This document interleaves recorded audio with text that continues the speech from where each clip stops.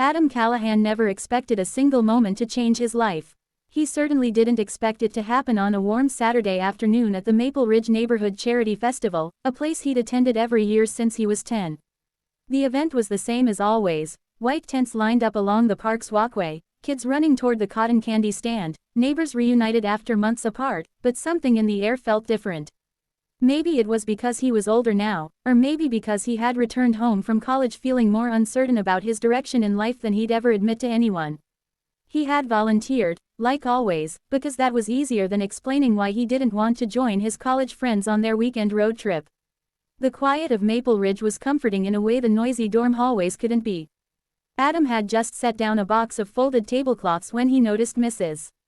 Laura Whitman, his best friend Michael's mom, adjusting a crooked banner near the stage. She looked like she was trying to do 10 things at once, which wasn't unusual for her.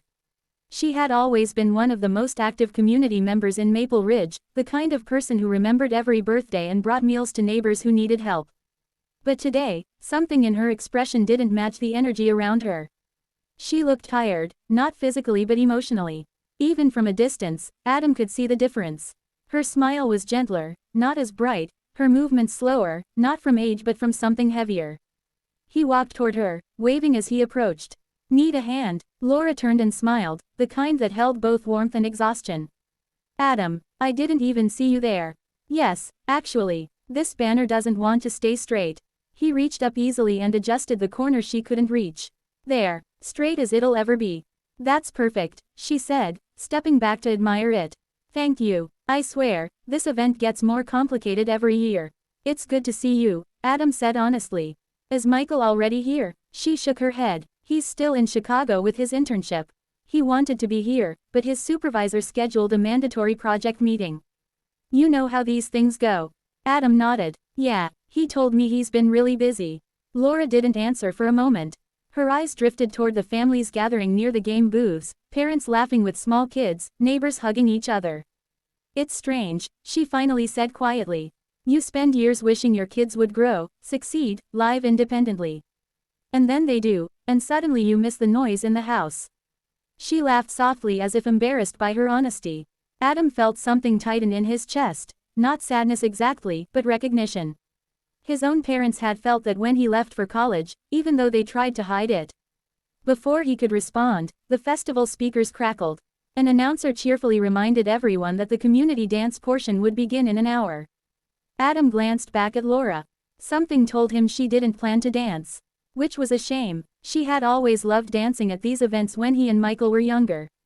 He remembered Michael joking years ago, saying, "My mom will never miss a dance. It's like her favorite part of this whole festival." But today, she seemed content to stay in the background. Hours passed as Adam helped run the booth for the youth volunteer group.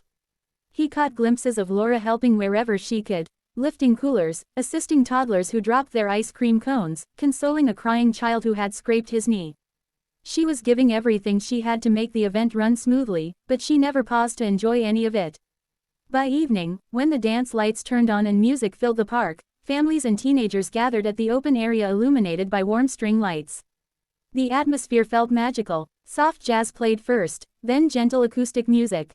Adam looked around and noticed Laura sitting alone on a bench near the edge of the crowd, watching everyone dance.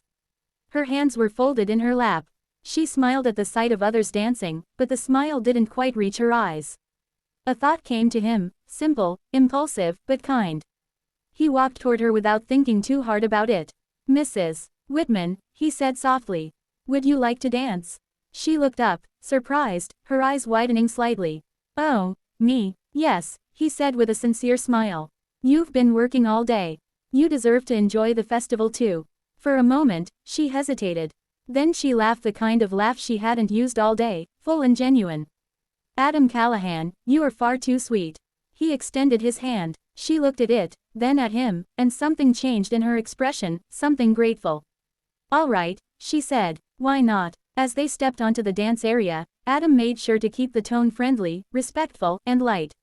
They danced like neighbors, like family friends, like two people simply enjoying a community moment. They twirled with awkward laughter when Adam stepped on her foot, and they followed the rhythm of the soft evening music. People smiled when they saw them dancing, because it looked like a moment of pure kindness, nothing more. When the song ended, Laura exhaled deeply, a mixture of happiness and release. I didn't realize how much I needed that, she said. Adam smiled. You looked like you needed a break. You always take care of everyone else. She looked at him with a softness that wasn't emotional in a romantic way, but maternal and appreciative.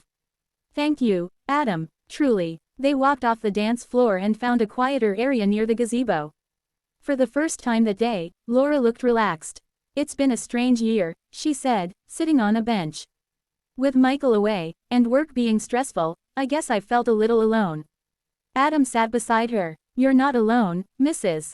Whitman. You've got a whole community that cares about you. She nodded. I know, but sometimes knowing it and feeling it are two different things. That's fair, Adam said.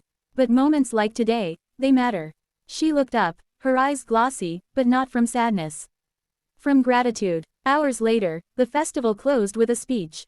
The event leader asked if anyone wanted to share a message about community support. To everyone's surprise, including her own, Laura stepped up. She spoke about resilience, about remembering to take care of oneself, about allowing others to show kindness instead of trying to carry everything alone. Her voice trembled at moments, but her message was full of hope. People applauded, touched by her honesty. When Adam found her later, she hugged him in the most wholesome, motherly way. You gave me courage today, she said. More than you know. 2 weeks later, Michael returned home from Chicago. Adam came by to visit, and as soon as Michael saw his mom smiling brighter than he'd seen in months, he hugged her tightly. Mom, you look happy, he said. I am, she replied simply. It's been a good few weeks. Michael later pulled Adam aside. Thanks, man, she told me you helped her out during the festival. I really appreciate it. Adam shrugged. She helps everyone. She deserved someone to help her for once. Months passed, and that simple dance became something of a small legend in Maple Ridge, not because it was dramatic, but because it reminded the community of something important. Kindness matters. Small gestures matter. And sometimes, inviting someone to dance can bring them back to themselves. Adam never sought recognition for it. He didn't need to. The real reward came every time he saw Laura smiling, laughing, and leading new volunteers with renewed energy. Years later, whenever the festival rolled around, someone would inevitably say, "Remember when Adam got Mrs.